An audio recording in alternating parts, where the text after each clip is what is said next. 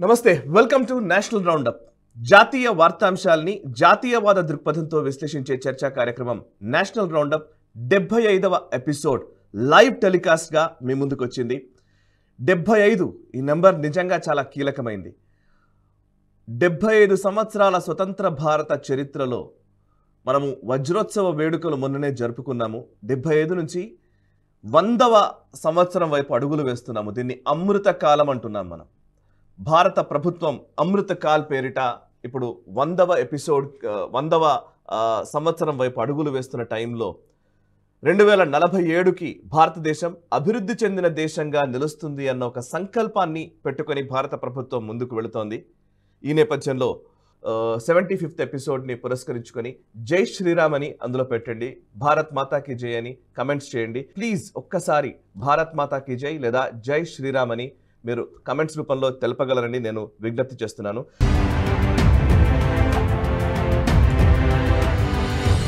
నమస్కారం సార్ సురేష్ కొచాట్ల గారు thank you very much sir మీరు లేకపోతే నిజంగా ఈ షో ఇంత బాగా జరిగి ఉండేది కాదు ఏమిచ్చి రుణం తీర్చుకుంటామో మాకు తెలియదు కానీ మీలాంటి గురువులే లేకపోతే మీలాంటి మెంటర్స్ లేకపోతే నేషనలిస్ట్ ప్రస్థానం నిజంగా విజయవంతంగా సాగేది కాదు హలో సార్ ఎవరండి నమస్కారం అండి నమస్తే అండి నా పేరు సాయి కృష్ణ సాయి కృష్ణ గారు నమస్తే నా పేరు కూడా సాయి కృష్ణే అవును సార్ మీరు రెగ్యులర్ గా ఫాలో అవుతుంటాను నేషనల్ రౌండప్ కానీ గ్లోబల్ రౌండప్ కానీ అన్ని చూస్తూ ఉంటాను సార్ ఓకే సో ఒక ఎక్కడి నుంచి చేస్తున్నారు సార్ మీరు సిర్పూర్ కాగజ్ నగర్ అండి మాది వండర్ఫుల్ సిర్పూర్ కాగజ్ నగర్ నుంచి ఎస్ అవునండి సురేష్ కొచాట్ల గారు ఉన్నారు మీరు ఏమైనా అడగదలుచుకున్నారా వారిని అవునండి ఇప్పుడు సార్ మన దగ్గర ఇప్పుడు మోడీ గవర్నమెంట్ లో ఇన్ఫ్రా గానీ రైల్వే గానీ ఎకనామికల్ గా మంచి గ్రోత్ ఉంది మ్యానుఫ్యాక్చరింగ్ సెక్టర్ ని డెవలప్ చేస్తున్నాడు ఈ వరల్డ్ లో కూడా మనకు ఒక మంచి పేరు ఉంది ప్రతి దాన్ని బలంగా మంచిగా తీసుకెళ్తున్నాడు కదా సార్ అన్ని సంక్షేమానికి చేస్తున్నాడు at the same time development కూడా చాలా బాగా చేస్తున్నాడు కదా కానీ ఇది ఏ మీడియా వాళ్ళు ఇది మనకు చెప్పకుండా ఏ మీడియాలో కూడా ఇవన్నీ డిస్కషన్స్ ఎప్పుడు రాదు ఎందుకని సార్ మనకు అది చెప్పాలంటే చాలా సింపుల్ అండి ఎందుకంటే మన దగ్గర ఉన్న మీడియా బ్రేకింగ్ న్యూస్కి వస్తున్నారు బ్రేకింగ్ న్యూస్ కన్నా ముందుకు వెళ్ళరు వాళ్ళు బ్రేకింగ్ న్యూసే ఉంటుంది వాళ్ళకి బ్రేకింగ్ న్యూస్ ఏం కావాలంటే ఆ కల్చర్ ఏంటంటే మేమే ఫస్ట్ ఎక్కడైనా జరిగితే దాని గురించి చెప్పడం కానీ న్యూస్ దాన్ని కన్వర్ట్ చేసి అనాలిసిస్ చేసి వ్యూస్ చేయరు వాళ్ళు ఎందుకంటే దాంట్లో వాళ్ళకి టీఆర్పీ రాదు ఎందుకంటే ప్రేక్షకులు అట్లాంటి చూసే ప్రేక్షకులు ఒక బహుశా 25 నుంచి 30% ఉంటారు టోటల్ టెలివిజన్ న్యూస్ ఆడియన్స్ అన్నమాట సో మోదీ గారు చేసిన ప్రోగ్రామ్స్ దానికి నేను ఈవెన్ బీజేపీని తప్పుపడుతున్నాను ఎందుకంటే ఇప్పుడు మీకు మీడియా కూడా అక్కర్లేదు ఇప్పుడు నేషనలిస్ట్ హబ్ లాంటి యూట్యూబ్ నుంచి కేబుల్కి వెళ్ళిన ఛానల్ కూడా చాలా మటుకు మోదీ గారు చేసిన ప్రోగ్రామ్స్ని మేము చెప్తుంటాం అప్పుడప్పుడు ఆయన చేసిన తప్పులు కూడా చెప్తుంటాం వాళ్ళ పార్టీ చేసిన తప్పులు కూడా మనం చూపిస్తుంటాం అనమాట సో అట్లాంటి పరిస్థితుల్లో ఉన్నప్పుడు ఆ ప్రోగ్రామ్స్ని మీరు చెప్పినట్టు మ్యానుఫ్యాక్చరింగ్ ఉండొచ్చు ఎకానమీ ఉండొచ్చు మిగతా చాలా మటుకు జరిగే దేశంలో జీడిపి గ్రోత్ ఉండొచ్చు ఇప్పుడు 3rd లార్జెస్ట్ ఎకానమీ ఉండొచ్చు ఇదన్నీ జరుగుతున్నప్పుడు అట్లాంటి పరిస్థితుల్లో మనం ఈ ప్రోగ్రామ్స్ అంటే ఎన్డీఏ గవర్నమెంట్ ఇప్పుడు NDA 1 ఇప్పుడు NDA 2 నడుస్తుంది బహుశా NDA 3 కూడా రావద్దు వాళ్ళు ఏం చేస్తున్నారు ఫర్ ఎగ్జాంపుల్ నేను చిన్న ఎగ్జాంపుల్ మీకు చెప్తాను ప్రధాన్ మంత్రి ఆవాస్ యోజన అంటే ఈ డబుల్ బెడ్రూమ్ ఇల్లు ముందు కేసీఆర్ గారు ఉన్నప్పుడు ఇక్కడ తెలంగాణలో దాని 2 బెడ్రూమ్ హౌస్ అని చెప్పి ఆయన ఫోటో పెట్టుకొని ఆయన ఇనాగరేషన్ చేసిండు కొన్ని సందర్భాల్లో కేటీఆర్ గారు కూడా ఇనాగరేట్ చేశారు అనమాట కానీ ఆ ఇనాగరేషన్లో మనం చాలా మటు చూస్తున్నాం ఏంటంటే లోకల్ బీజేపీ లీడర్స్ ఎవరు వెళ్ళలేదు దానికి వెళ్ళాలని లేదు రూల్ ఏం లేదు కానీ ప్రోటోకాల్ ప్రకారం అట్లీస్ట్ మినిస్టర్ పిలవాల్సి వస్తుంది ఆ ఏరియాలో ఉన్న కిషన్ రెడ్డి గారు ఉన్నప్పుడు భవన్ ఇక్కడ మన నెక్లెస్ రోడ్ దగ్గర ఉన్న బన్సీలాల్పేట ఏరియాలో ఇనాగరేట్ చేస్తున్నాడు ఎవరిని పిలవలేదు బీజేపీలో కూడా తెలియదు బహుశా అక్కడ ఇనాగరేట్ చేస్తున్నారని చెప్పేసి అది కాకుండా ఈ పల్లెల దవాఖానా అక్కడ కూడా చాలా మటుకు నేషనల్ హెల్త్ మిషన్ నుంచి ఫండ్స్ వస్తుంది అక్కడ చాలా మటుకు 104 అంబులెన్సెస్ ఆల్మోస్ట్ ఎంటైర్ ఫండింగ్ ఒక అంబులెన్స్కి 1,40,000 రూపాయలు ప్రతి నెల యూనియన్ గవర్నమెంట్ త్రూ NHM కడుతున్నారు అనమాట సో కానీ దాన్ని ఎక్స్ప్లాయిట్ దాని మీద ఉన్న ఫోటో కేసీఆర్ గారిది ఉంటుంది ఇప్పుడు ఆఫ్ ఆ ఫోటో తీసేసరిలే కానీ నేను చెప్తున్నా ఏంటంటే ఇట్లాంటి చాలా మటుకు ప్రోగ్రామ్స్ని మంచి PM స్వనిధి ప్రోగ్రామ్ తీసుకుందాం పుష్ కార్డ్ వెండర్స్కి కోవిడ్ టైం నుంచి స్టార్ట్ అయింది అది కూడా చాలా మంచి ప్రోగ్రామ్ కానీ దీన్ని బీజేపీ వాళ్ళు కూడా ముందుకు తీసుకురాలేకపోతున్నారు మేము ఒక ఛానల్గా మేము కంప్లీట్గా దాని మీద వెళ్ళి చెప్పడం మాకు కూడా సాధ్యం కాదు ఎందుకంటే నేను యాక్చువల్లీ ఒక మాట అన్నాను తెలుసా ఒకరు అడిగితేను సార్ మీరు ఎక్కువ మోదీ కోసం మాట్లాడుతున్నట్టుగా అనిపిస్తుంది సార్ అని ఎవరు అడిగారు అడిగితే నేను యాక్చువల్లీ మీరు జర్నలిస్ట్ కదండి మీరు అలా ఎలా మొత్తం ఒకటే వైపు ఎందుకున్నారండి అని ఎవరు అడిగారు అడిగితే నేను అన్నాను ఏంటంటే నిజానికి నేను జర్నలిస్ట్ కాబట్టి చాలా విషయాలు చెప్పట్లేదండి, ఇంకా చాలా విషయాలు ఆపాల్సి వస్తుంది, మరీ ఎక్కువగా ఆయన మాట్లాడాల్సి వస్తుంది అని అంటారేమో అని అన్ని పథకాలు చేశారు, అన్ని పనులు చేశారు.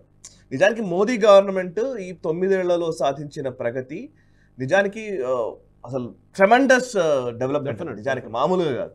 ఇది గతంలో ఎప్పుడు చూడనంత అన్ని విభాగాల్లో జరిగిన డెవలప్మెంట్ ఉంది. కాకపోతే ఇంకా మనం ప్రతిసారి చెప్పి మనమే చెప్తున్నాం అనే పరిస్థితి కూడా వస్తుందని నేనే అన్నారు. సో జర్నలిస్ట్ అవ్వడం వల్ల తక్కువ చెప్తున్నానండి అని చెప్పారు. ఇంకా మనం మీకు గుర్తుంటుంది చాలా మటుకు బీజేపీ వాళ్ళని క్రిటిసైజ్ చేసినప్పుడు కూడా బీజేపీ లీడర్స్ మీకు ఫోన్ చేసి చెప్పారు, సురేష్ గారు ఇట్లా మా మీద మొత్తం కంప్లీట్ గా ఎక్కేశారు, మొత్తం మా మీద క్రిటిసైజ్ చేసుకుంటూ పోతున్నారు. కానీ మనం క్రిటిసైజ్ ఎందుకు చేస్తాం అంటే ఎవరైనా తప్పు చేస్తే చెప్పాల్సింది, ఎవరైనా మంచి పని చేస్తే చెప్పాల్సింది, దానికి ఏం డౌట్ లేదు. ఎక్కడ రియాలిటీ హైప్ అంటారు, రెండు ఉంటుంది, ఒకటి రియాలిటీ ఒకటి హైప్.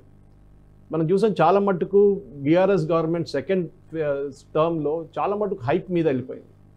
అంటే చేసే పనుల కన్నా ఎక్కువ మేము 10 పైసలు పని చేస్తే మేము 10 రూపాయలు పని చేస్తాం అని చెప్పేసి పెద్ద పబ్లిసిటీ పెట్టుకున్నారు వాళ్ళు. అది వాళ్ళకి దెబ్బ లాస్ట్ వాళ్ళ మీద వచ్చి పడదు అది, ఈ ఎలక్షన్ వచ్చినప్పుడు, ఓటింగ్ వచ్చినప్పుడు. అట్లా కాకుండా రియాలిటీ చెక్ ఉండే. ఇప్పుడు చూడండి, వికసిత్ భారత్ అని మోదీ గారు ఒక స్కీమ్ పెట్టారు. ఇప్పుడు ఒక ప్రోగ్రామ్ నడుస్తుంది. ఇప్పుడు వ్యాన్లు తీసుకొని, అది కాకుండా మిగతా ప్రోగ్రామ్ని district by district, mandal by mandal track చేస్తున్నారు. 65 నుంచి 70 ప్రోగ్రామ్ ఉన్నాయి మోదీ గారు, మేజర్ ప్రోగ్రామ్స్. ఏం నడపారు? ఉజ్వల కవరేజ్ ఏంటి, ఎన్ని అంటే free gas schemes, poor women వాళ్ళ పేదవాళ్ళ కోసం ఉన్న గ్యాస్ స్కీమ్ పెట్టారు. దాని కవరేజ్ ఎక్కడి దాకా వెళ్ళింది, ఎంతమందికి వస్తుంది, రెగ్యులర్గా రీఫిల్స్ వెళ్తుందా లేదు. ఎందుకంటే సెంట్రల్ గవర్నమెంట్ ఢిల్లీలో కూర్చొని మణిపూర్లో ఒక చిన్న డిస్ట్రిక్టో, లేకుంటే ఇటువైపు రాజస్థాన్ వైపు ఏదో ఒక పాకిస్తాన్ బార్డర్ దగ్గర ఉన్న చిన్న విలేజ్లో వాళ్ళు ట్రాక్ చేయలేరు. స్టేట్ గవర్నమెంట్ కూడా దానికి చాలా మటుకు రెస్పాన్సిబిలిటీ స్టేట్ గవర్నమెంట్కి ఉంది, కానీ స్టేట్ గవర్నమెంట్ కూడా ఇంట్రెస్ట్ తీసుకుంటలేరు. కానీ ఇప్పుడు ఏం నడుస్తుందంటే కాంపిటేటివ్ పాలిటిక్స్లో మేము 500కి సిలిండర్ ఇస్తాం, మేము 400కి సిలిండర్ ఇస్తాం నడుస్తుంది. వాళ్ళకు కూడా అర్థమైపోయింది మోదీ గారు చేసింది కాంగ్రెస్ గవర్నమెంట్ చేయలేకపోయింది. అది ఉజ్వల స్కీమ్ 955 రూపాయలు తెలంగాణలో ఉంటే 300 రూపాయలు మోదీ గారు గవర్నమెంట్ సబ్సిడీ ఇస్తున్నారు ఆల్రెడీ, అంటే 655. సో రేవంత్ రెడ్డి గారు నేను 500కి ఇస్తా అంటే ఆయన ఇచ్చే సబ్సిడీ 155, కానీ మోదీ గవర్నమెంట్ ఇస్తుంది దానికన్నా డబుల్. కానీ ఎవరు మాట్లాడలేరు, చెప్పలేరు. ఎందుకు పెట్టారు ఉజ్వల స్కీమ్? ఒక పబ్లిసిటీ కాకుండా చాలా మటుకు మహిళలకు ఈ మన బొగ్గు యూజ్ చేసుకొని కానీ కర్రలు పెట్టుకొని కుకింగ్ చేసే వాళ్ళకు ఒకటైతే వాళ్ళ లంగ్స్ ఎఫెక్ట్ అవుతున్నాయి, చాలా హెల్త్ ప్రాబ్లమ్ చాలా ఉండే వాళ్ళకి. అది కాకుండా టైం కూడా వాళ్ళు పొలాలకి వెళ్ళలేకపోతున్నారు. ఎందుకంటే ఇదంతా ఉండిన తర్వాత 11 అవుతుంది, ఒకసారి 12 గంటలు కూడా అవుతుంది. దాని తర్వాత వాళ్ళు వెళ్ళలేరు. ఇప్పుడు ఏమవుతుందంటే గ్యాస్ మీద పొయ్యి చేసుకున్నారు, వాళ్ళు కుక్ చేసుకున్నాడు, వాళ్ళు వెళ్ళిపోతున్నారు. 8-9 గంటలకు వాళ్ళు, మనం హైదరాబాద్లో కూడా చూస్తాం, ఈ లేబర్ మార్కెట్లో కూడా చాలా మంది మహిళలు కనిపిస్తారు. ఎందుకంటే వాళ్ళు they finish the work early అనమాట. దాని ఇంపాక్ట్ ఏంటి? 104 పెట్టిన దానికి ఇంపాక్ట్ ఏంటి? పల్లెల దవాఖానా మనం ఎక్కడ చూడొచ్చు, అది ఖమ్మం డిస్ట్రిక్ట్లో ఉండొచ్చు, అది హైదరాబాద్లో ఉండొచ్చు, ఇక్కడ హైదరాబాద్ అర్బన్ ఇది ఉంది, దవాఖానా ఉంది. కానీ ఏమైందంటే దాని ట్రాకింగ్ స్టేట్ గవర్నమెంట్ చేయాల్సి వస్తుంది, ఎందుకంటే అది డ్యూవల్, అది కన్కరెంట్ సబ్జెక్ట్లో వస్తుంది హెల్త్. సో అది చేయట్లేదు ఇక్కడ. కానీ దాన్ని మన లాంటి మీడియా ఎక్స్పోజ్ చేయడం, ఇక్కడ డాక్టర్ రావట్లేదు, ఇక్కడ నర్సులు రావట్లేదు, ఇక్కడ మందులు లేదు అని చెప్పడానికి మనం చెప్పాలన్నమాట. అది కాకుండా చాలా స్కూల్స్ పరిస్థితి, ఇప్పుడు చెప్తున్న స్కూల్ అని పెట్టారు, 5 స్టార్ హోటల్ లాగా ఉందని చెప్తున్నారు. కానీ మనకు తెలుసు టీచర్ల క్వాలిటీ ఏంటి, వాళ్ళ రిక్రూట్మెంట్ ఎన్ని సంవత్సరాల నుంచి ఆగిపోయినాయి. ఈ పిల్లలకు ప్రైమరీ ఎడ్యుకేషన్ ఇవ్వకపోతే వాళ్ళు ఎట్లా చదువుకుంటారు? మైగ్రెంట్ పాపులేషన్ పిల్లలు ఉన్నారు. ఇదంతా చాలా ఇష్యూస్ ఉన్నాయి సాయి గారు. కరెక్ట్. గవర్నమెంట్ 3 సెక్టర్లో ఉండాలి సాయి గారు. ఒకటి ఎడ్యుకేషన్, ఒకటి హెల్త్, ఒకటి బేసిక్ ఇన్ఫ్రాస్ట్రక్చర్. ఇది 3 చేయాలి గవర్నమెంట్. ఇంకే దాంట్లో government has no business of running business. నేను దానికోసం మోదీ గారు ఎయిర్ ఇండియాని, మోదీ గారు గవర్నమెంట్ ఎయిర్ ఇండియాని అమ్మేస్తాం నేను సపోర్ట్ చేశాను. ఎందుకంటే గవర్నమెంట్ పని కాదు అది, గవర్నమెంట్ పని కంపెనీలు నడపడం కాదు. ఈవెన్ మన నవరత్నాలు చూస్తున్నాం, బిహెచ్ఏఎల్ ఉండొచ్చు, హెచ్ఏఎల్ ఉండొచ్చు, ఎన్ఎండిసి ఉండొచ్చు అన్న ఉండే. అది ఒక బేసిక్ లెవెల్కి వచ్చిన తర్వాత వాళ్ళకి ఇండిపెండెన్స్ ఇచ్చేది. సార్ నాకు యాక్చువల్లీ మిమ్మల్ని ఒక ప్రశ్న అడగాలి. యాక్చువల్లీ ఇప్పుడు మనం ఈ డిస్కషన్ థీమ్ కూడా మోదీ 3.0 అనుకున్నాం. మోదీ 3వసారి ప్రధానిగా బాధ్యతలు చేపట్టడం అనేది ఇప్పటి వరకు స్వతంత్ర భారత చరిత్రలో 3 టర్మ్స్ కంటిన్యూస్గా గెలిచినటువంటి ఏకైక ప్రధాని జవహర్లాల్ నెహ్రూ మాత్రమే. సో ఇప్పుడు కనుక మోదీ మళ్ళీ 2024లో అధికారంలోకి వచ్చి ప్రధాని అయితే జవహర్లాల్ నెహ్రూ రికార్డ్ని బ్రేక్ చేసిన వాడు అవుతారు, అంటే సమన్ చేసిన వాళ్ళు అవుతారు. అండ్ ఆయన టెన్యూరే చాలా ఎక్కువ, అందరికంటే ఎక్కువ 16 years ఏమో ఆయన పరిపాలించారు. 52 నుంచి 1952 నుంచి 52 నుంచి 64 May 1964 వరకు, అంటే 14 years టెన్యూర్.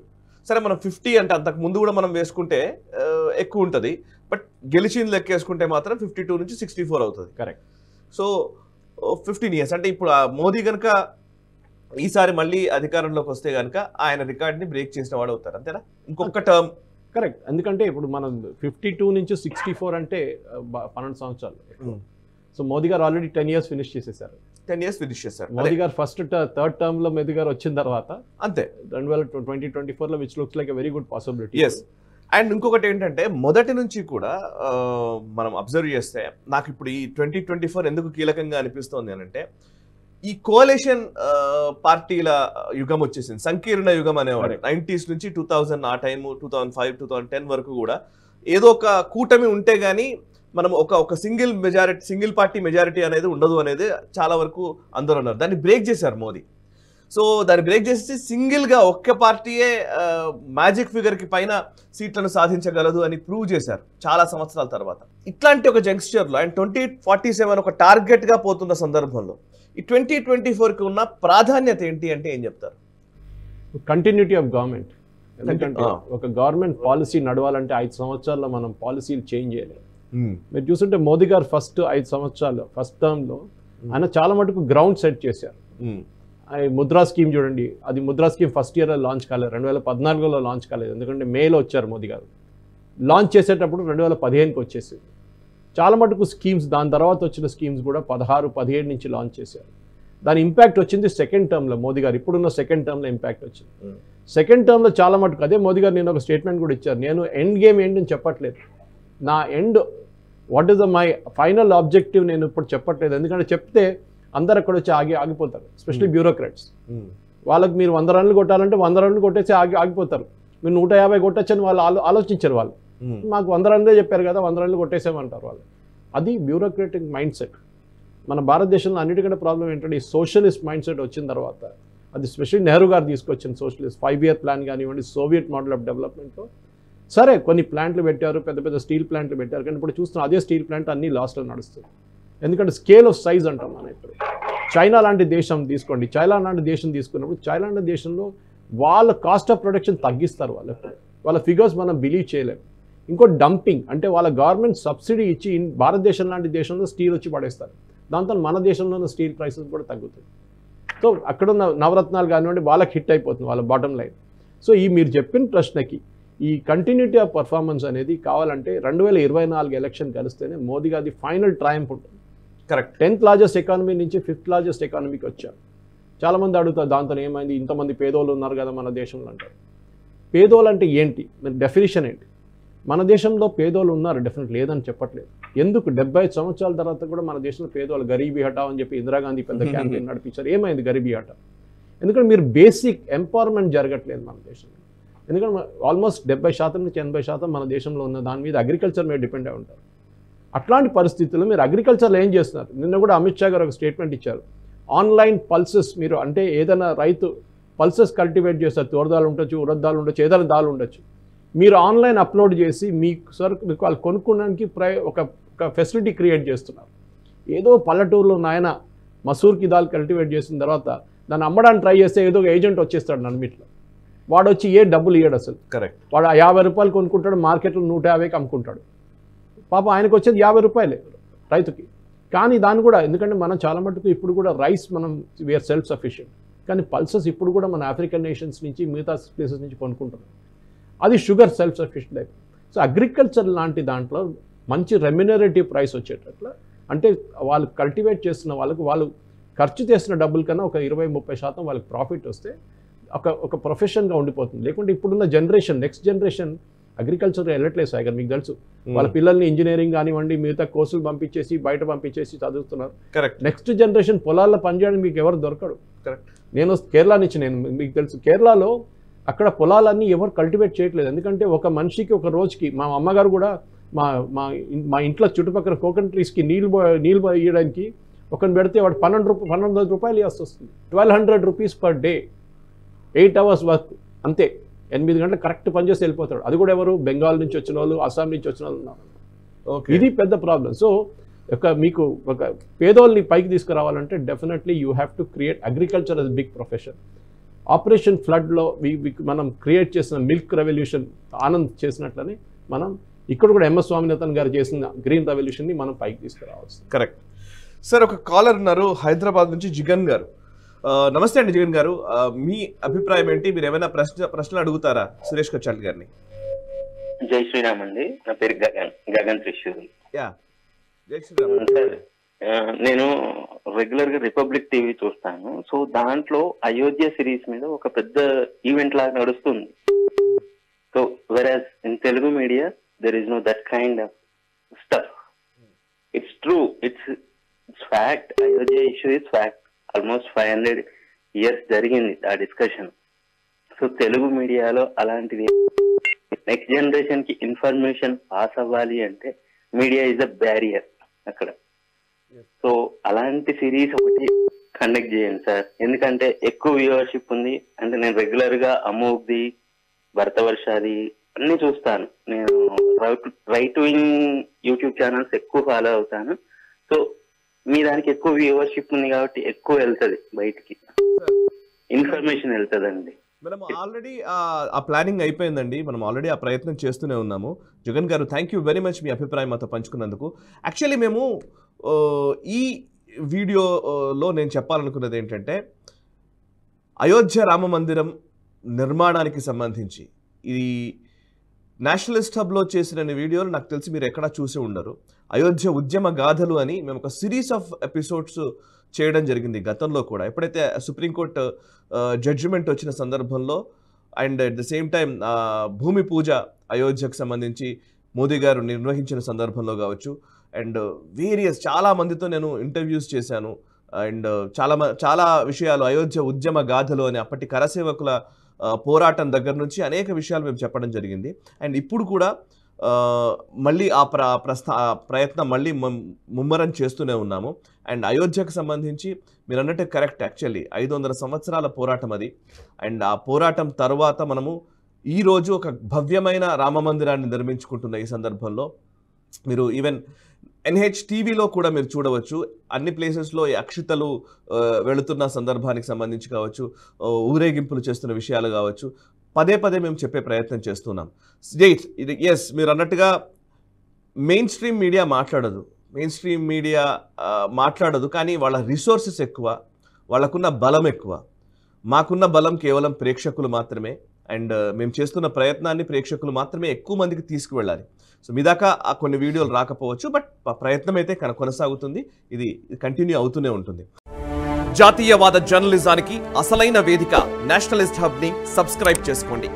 నోటిఫికేషన్స్ కోసం బెల్ ఐకాన్ పై క్లిక్ చేయండి.